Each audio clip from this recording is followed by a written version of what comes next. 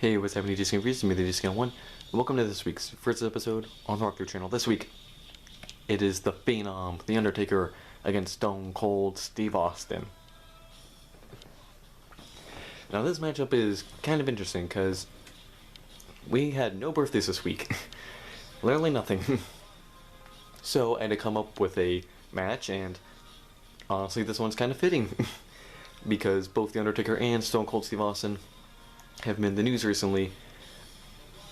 And it's also kind of just fitting that those two Texans going at it. The first news is that it has been officially announced that the Undertaker will be inducted into the WWE Hall of Fame.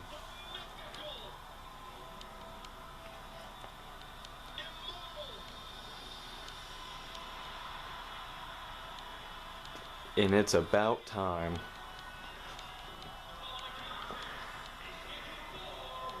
So yeah, earlier today, WWE announced that Undertaker will be the first inductee into the WWE Hall of Fame class of 2022, and will be inducted into the Hall of Fame before WrestleMania, which is taking place in Texas, which is kind of fitting because that's where Taker's from. Now, WrestleMania taking place in Texas also kind of leads into Stone Cold's kind of why he's been in the news.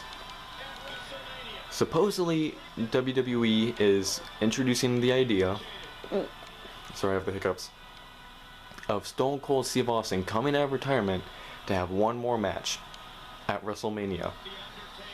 Who will he be wrestling? Kevin Owens. Now, you may be thinking, where did that come from? And apparently it just came from people wanted to see it, or people were kind of willing to see it, I guess. I guess the whole thing came from, you know, like I said, WrestleMania is going to be in Texas. That's where Austin's from. Also, I love how the animation has him grabbing the ends of his jacket as he goes up the steps, but he doesn't actually grab his jacket. 2K20.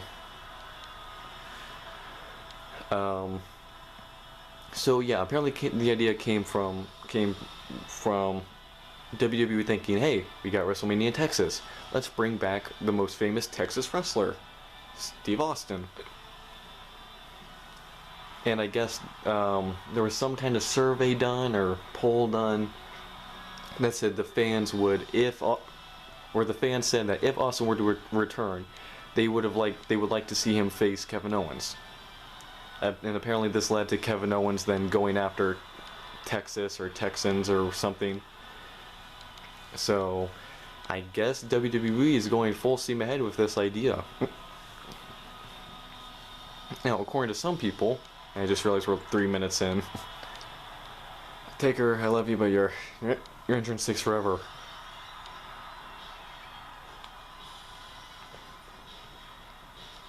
Let's get the other Texan in here.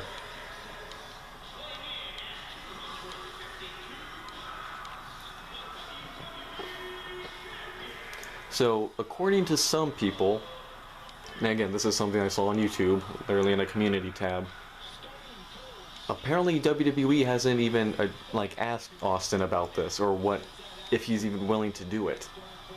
Apparently, they're just going along with the assumption that Austin is totally fit and physically able and willing to wrestle. Apparently, they haven't checked in on his physical condition, or if he even wants to do it. Apparently, they're just doing it without checking in with them. Now, again, that was something on a community. I'm sorry, hiccups.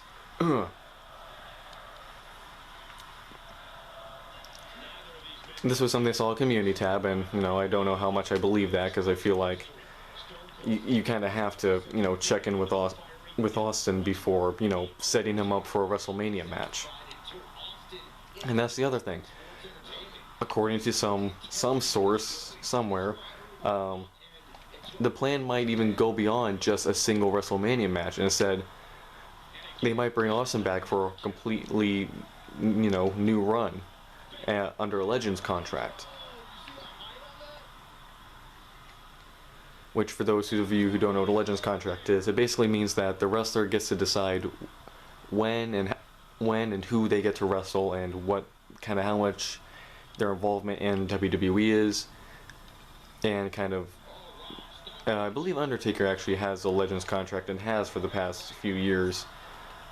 It basically gives them creative control, and anything that's done with them or their character you have to check in with them first before they give you like the okay. It basically puts them in control of how involved they get in WWE, and like how often they wrestle or how often they make appearances. And honestly, let's get through Raw and SmackDown first, because they'll be quick. Literally, they're very quick. Not a lot happened this week. Alright, so for Raw, the Street Profits beat Bobby Roode and Dolph Ziggler. Damian Priest beat AJ Styles to retain the US title. Omos beat Cedric Alexander, Shawn Benjamin in a handicap match. There was a gauntlet match between the participants of the women's Elimination Chamber match. Rhea Ripley won most of the matches, beating Nikki Cross. Ugh. Ow. That hurt. Well, you missed that one, buddy. Rhea Ripley beat Nikki Cross, Liv Morgan, and Piper Niven before being beaten by Bianca Belair in the final match, meaning that Bianca Belair will be the final person to enter the chamber during the match. So she'll come out of her pod last. Also, it was announced that Alexa Bliss will be the last participant in the Elimination Chamber match. Chad Gable and Otis beat the Mysterios. And in the final match, yep, I told you there wasn't much. In the final match, Randy Orton faced Seth Rollins. Otis and Chad Gable came down to the ring. Ugh. I hate burping. Or hiccups. Yeah. It's a hiccup. I hate hiccups. Otis and Chad Gable came down to the ring during the match. Randy Orton and Matt Riddle were able to fight off Otis and Gable. But this opened up Orton to be hit by the stomp by Seth Rollins and give Seth Rollins the win. And that's it for Raw. Let's get into SmackDown, where literally even less happened. The first big segment of the night was a contract signing with Ronda Rousey and Naomi signed the contract for their tag match at Elimination Chamber against Charlotte Flair and Sonya Deville. During the contract signing, Sonya Deville revealed the stipulation that Ronda Rousey will have to wrestle with one arm tied behind her back. Ronda Rousey agreed to it, and they signed the contract.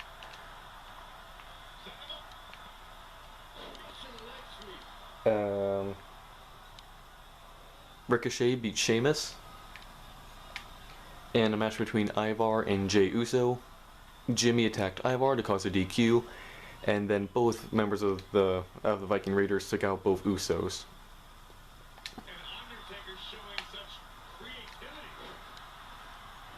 And in the final match of the night, see, again, I told you not a lot happened. Sami Zayn beat Shinsuke Nakamura to become the new Intercontinental Champion. Again, kind of out of nowhere. I mean, yeah, we knew he was the #1 contender, but we figured that match would be at Elimination Chamber, not just some random SmackDown. I bet most of you forgot that Nakamura was even the Intercontinental Champion, though, so I guess it was a good thing to kind of get off him as soon as possible. And that's really it for SmackDown. The only other thing of note that happened was the final segment of the night, which was a confrontation between Roman Reigns and Goldberg. They were literally only on screen together for a couple minutes. Most of it was just Paul Heyman hyping up Reigns. And yeah, that was pretty much it. Alright, so back to Taker and Austin. I honestly don't really like the idea of Austin coming out of retirement for a match. I mean, maybe if they did it 10, 15 years ago, maybe.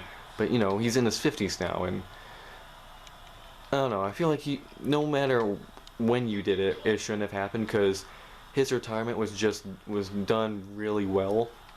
You know, having him finally lose to The Rock at WrestleMania, finally putting The Rock over. I mean, The Rock was already over, but you know, it was good that his final match was against his biggest rival in the main event of WrestleMania, and you know, the fact that it was an end to a trilogy, and that Austin kind of went out, you know, losing to someone who he had beaten the last few times they faced in the main event of WrestleMania.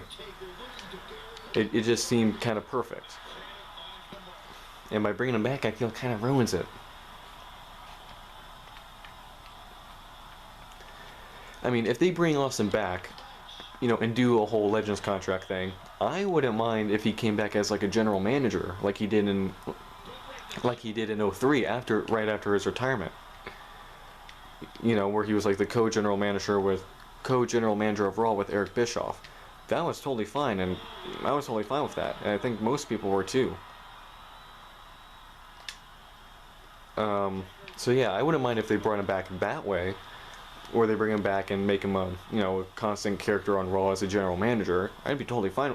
I'd be totally fine with that. It's a good way to bring him back onto TV without having him go through another match that let's be honest, he's probably not going to be in shape for. I mean, again, he's in his 50s. He hasn't wrestled like a true match in almost 20 years. Yeah, going on 19 years.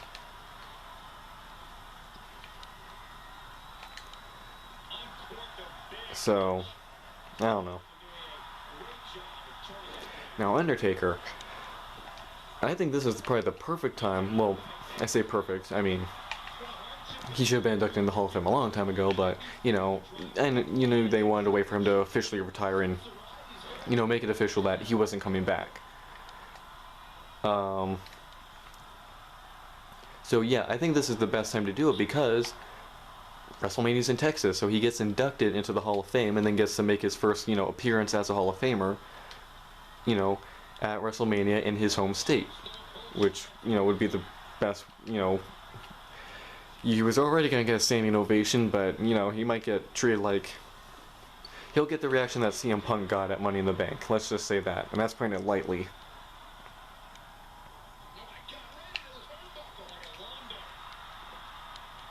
Oh.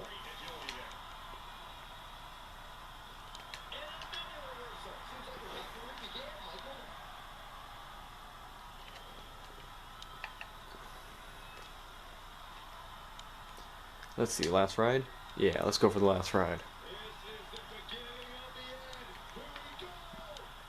Bye, Steve. Yeah.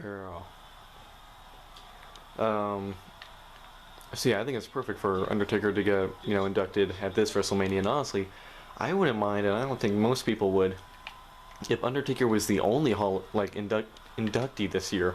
I don't think anyone would really complain about that. I mean, make him the sole inductee and then spend the entire ceremony basically just completely dedicated to his career. I mean, his career is long enough where you could fill a good 2-hour show just talking about him and his career. I mean, I feel like that'd be pretty easy to do. And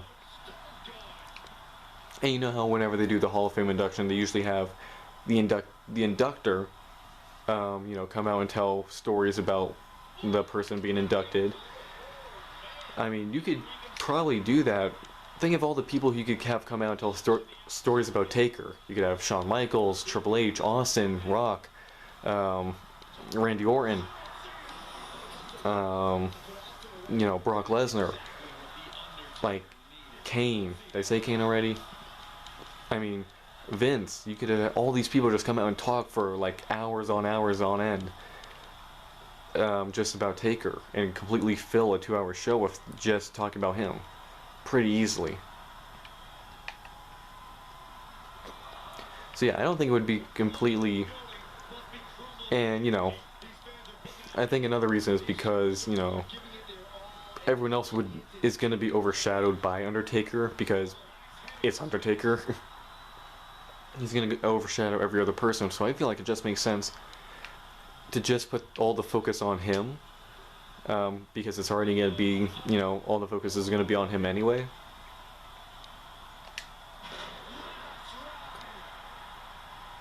Count it, ref. Oh, he didn't even use his resiliency. I should have hit him with a tombstone then. Oh well.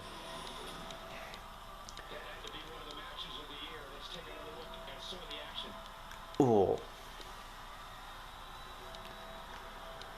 I'm just happy that Taker's getting inducted. And it's a good time to do it, and I'm glad fans will be there for his induction. Because, you know, they weren't there for his retirement, so it's good that they'll be there for his Hall of Fame induction. Because that will be a reaction. I mean, there'll probably be like a 10-minute like period of just applauding, like a standing ovation. Uh-oh. Jake! What are you doing here? My old WrestleMania opponent. What's it been, like 35 years? Because Taker faced Jake at WrestleMania 2. Alright, so since I couldn't hit the tombstone on Austin, I'll hit it on you! Thanks for coming out, Jake. Appreciate it. Now rest in peace.